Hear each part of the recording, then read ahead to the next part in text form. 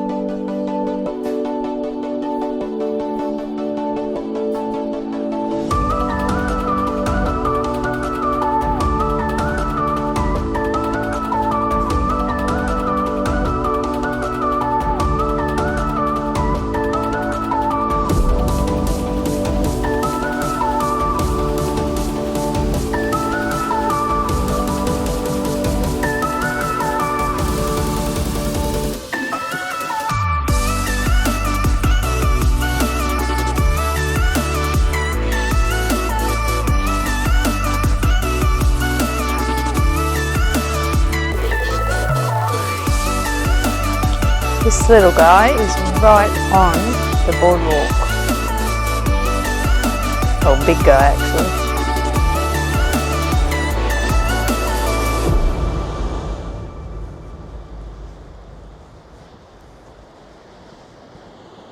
We are getting a photo of a sea lion. Let's hope the lens doesn't fall down into the sea lion territory.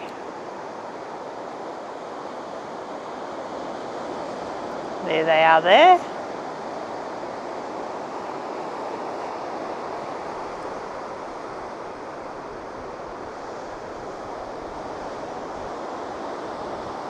And there's some more over there.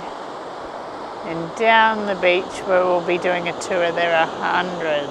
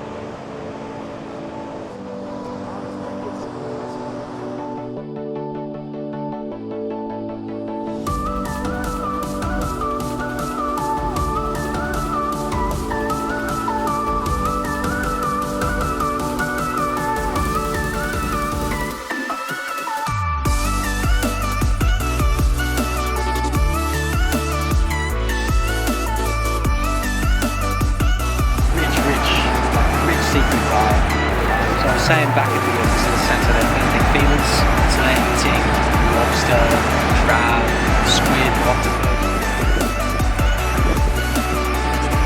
Cleaning its snout.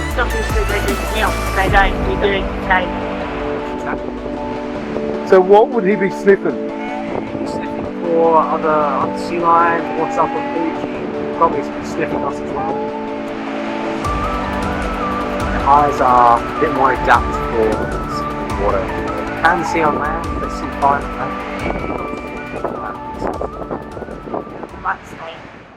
Well, behind me is Seal Bay, and we have just done 3 back-to-back tours down on the beach.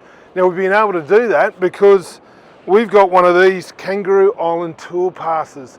We got this over at Cape Willoughby, and this enabled us to obviously venture into the national parks, but we can go on limitless tours here at Seal Bay. And we went yesterday afternoon, the last session yesterday afternoon, and we've been for the first 2 sessions this morning.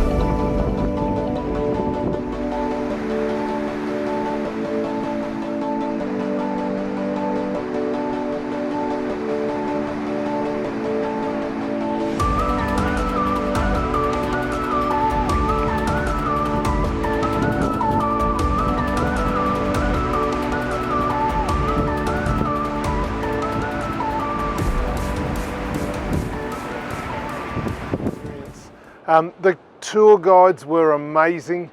Lots of information that you can glean from them. Ask them any question, they will pretty much answer every single one.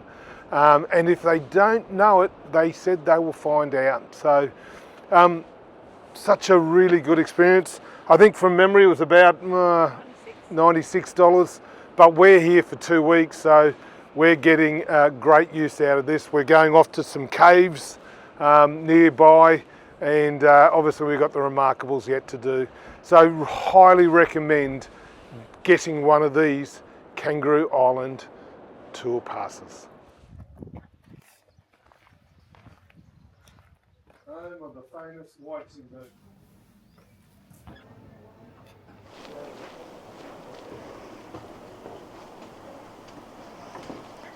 Here comes the Vavon Bay whiting burger.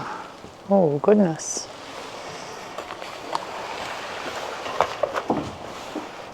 That looks great to eat.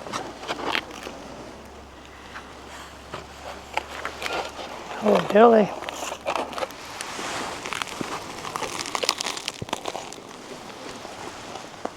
Oh, that's good.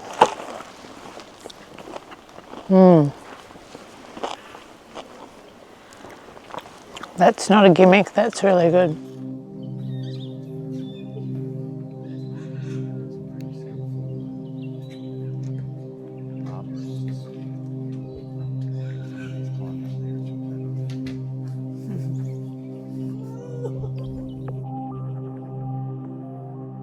Scale compared to others. This one was formed about 2 million years ago. During that time, this was a big sand dune. If you've been out to the Little Sahara, it looked a lot like that. When all of that sand turned into sandstone and limestone, water came through, washing out all these big caverns. The cave continuously collapses until it all reaches a stable structure, and then you have these beautiful cave formations.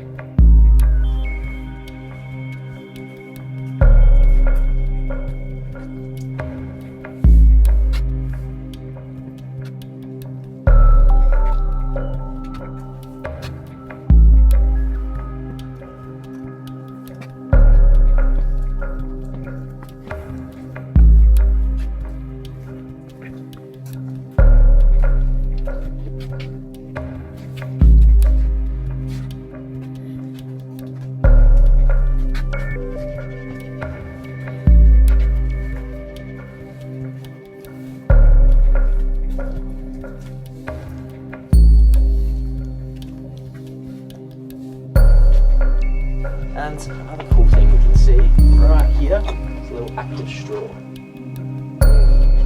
So this stalactite up here,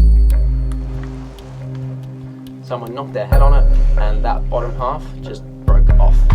So this little tiny bit that we can see here is about 70 years of growth. Wow. So you can see how slow they are to form. They take a really, really long time to get like this.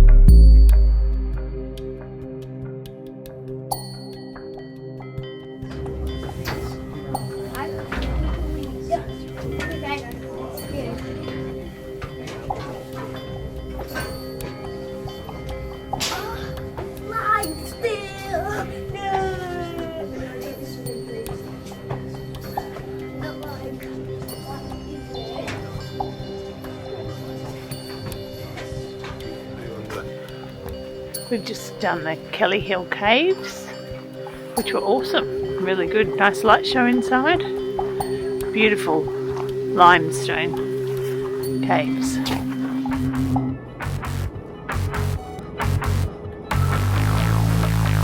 We are on our way to the Remarkables.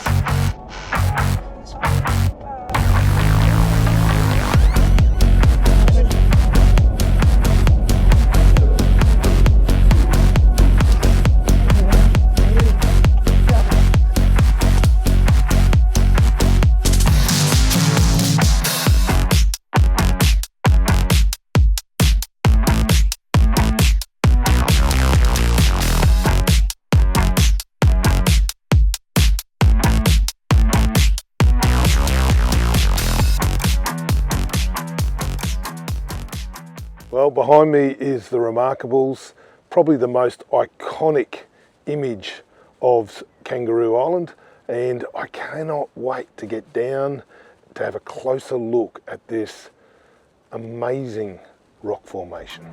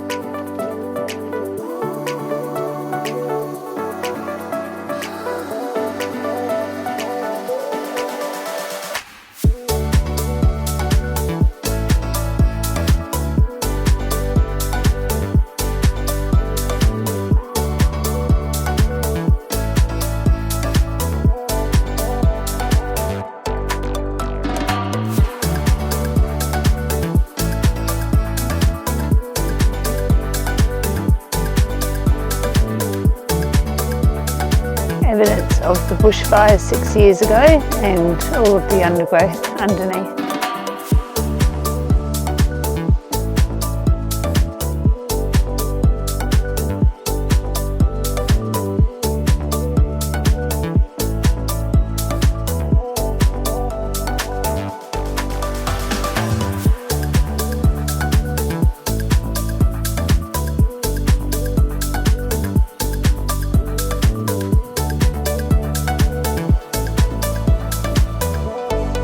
We are currently whale watching at the Remarkables.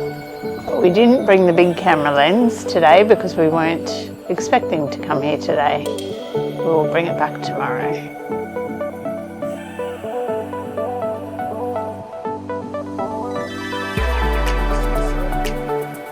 It's beautiful. It's beautiful. Little hidey holes. Yeah, for me, that looks like a face. Two eyes. Yeah, it does. Got a nose, eyelids. Absolutely.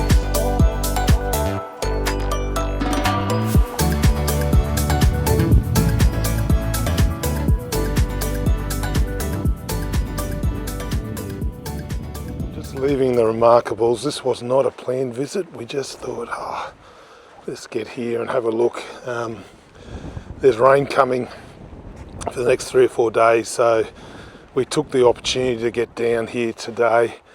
It's a little bit like Uluru in some ways, that when we first saw Uluru, you know, you've seen it so many times in books and visually in various locations, but until you stand underneath it, you just don't understand the sheer size of it or the uniqueness of it. And the Remarkables had that same sense. You've seen it, and even 50 yards away, you're looking at it, it doesn't look so great. But when you get up close, that's when it really stands out. What a iconic, beautiful location. And the other thing is, we're able to spend a bit of time up on top watching some whales. We haven't seen any whales at Kangaroo Island until today, and that was pretty special as well. We are going to come back in the next few days, but it is expected to be raining, so we'll see what happens.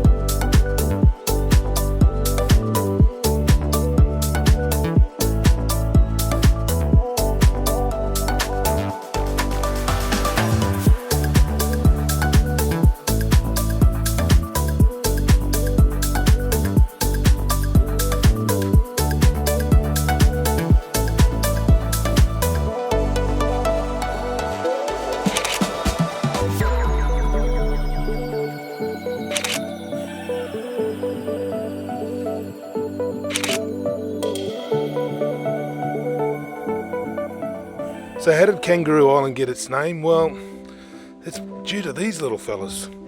And then the name traces back to 1802, when a very hungry crew of British explorers, under the captaincy of Matthew Flinders, landed on the north coast, and they hadn't eaten fresh meat for 4 months. They found this island teeming with kangaroos that were so unafraid of humans that the crew was able to hunt 31 of them with ease. Flinders was so grateful for the fresh protein that he wrote in his journal, "In gratitude for so seasonable a supply, I named this Southland Kangaroo Island." So these kangaroos are specific to Kangaroo Island. The animals that Flinders encountered are unique. They are a subspecies of the western grey kangaroo. They're unique also because they've evolved without natural predators for thousands of years, and they're famously calmer and slower than their mainland cousins. They're darker in colour, and also their fur is very, very thick, almost fluffy like. As you can see with these kangaroos, they are really not afraid of us and quite willingly came up to us as we sat outside our caravan. The other thing that you will notice is that this kangaroo is a bit stockier than the mainland kangaroos. That being said though, there are still very big Kangaroo Island kangaroos.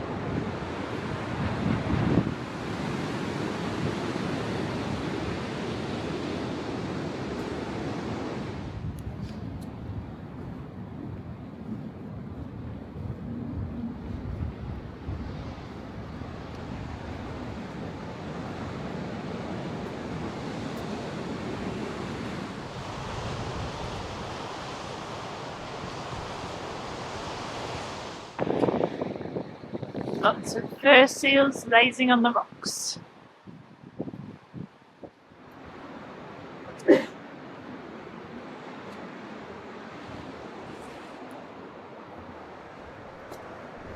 Oh wow.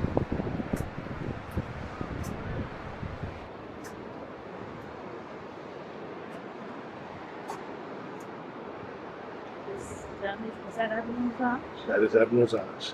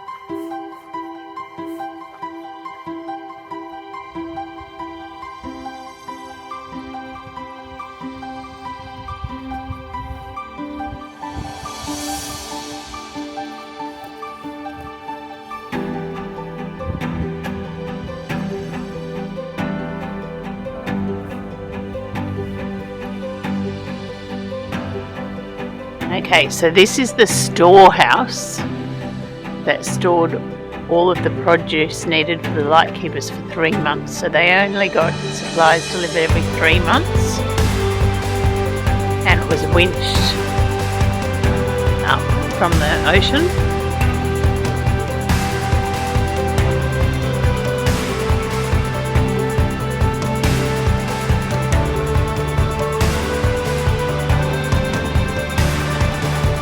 This is where they winched up all of the supplies. You can see the remnants of the jetty at the bottom there.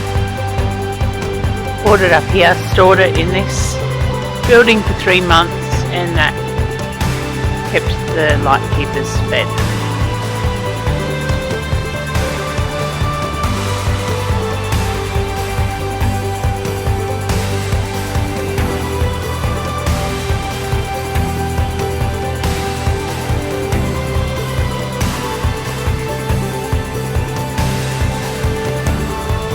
We do for photography. He's on the top of a mud puddle and he's shooting that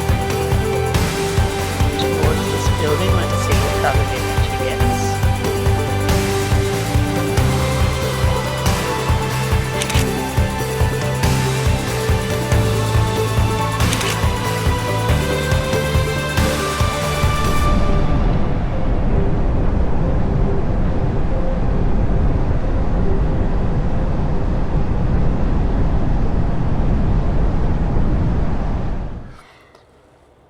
Well, I'm back in the car. Caravan's hooked up. To my right, I can see the Sea Link arriving for the ferry to take us back to the mainland. The last 2 days on the island have been horrendously windy, but today, you wouldn't know it. It's almost glassy. So I'm looking forward to getting on the ferry. What a fantastic trip we've had. We spent 2 weeks here, and some would say that's probably excessive, but for us, it allowed for the wet weather. Winter has a lot of rain as compared to other parts of the year for Kangaroo Island, and really for the last 2 days we had to bunker down. We did have a special moment. We had a koala above the caravan in a tree. Had to bunker down itself because of the winds. It is blowing an but we've had a fantastic trip. Highly recommend going to Kangaroo Island if you get the opportunity. I personally believe, if you do it in a day or even 2 days, you're really pushing it. Ideally, you could probably do it in 5 to 7 days fairly well. But we had we took the opportunity to take 2 weeks, gave us a chance to pick good times to get to some of the iconic places and even go back for a couple of those locations. We are now going to travel for the next 5 or 6 days back to home, and I hope that you've enjoyed our memories that we've captured of our trip to Kangaroo Island. Safe travels and stay creative. On radio, line 1. Hello, how you going? Supposed to be on here. Yeah.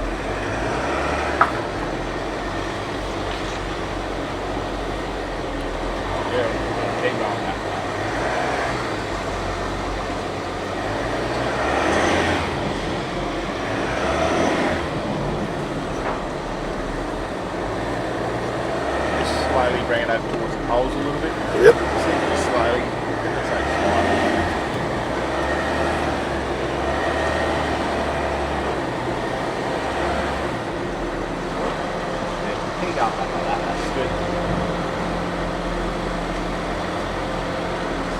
Right, swing that around there, chase that around.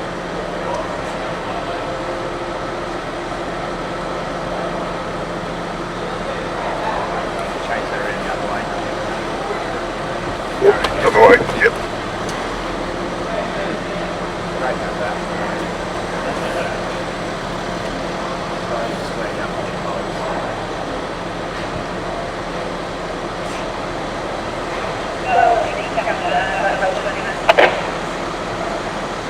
Three, 4 metres. 3 metres. 2 metres.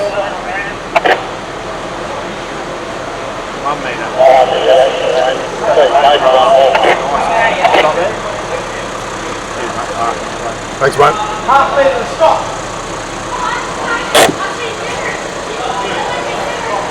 Nailed it.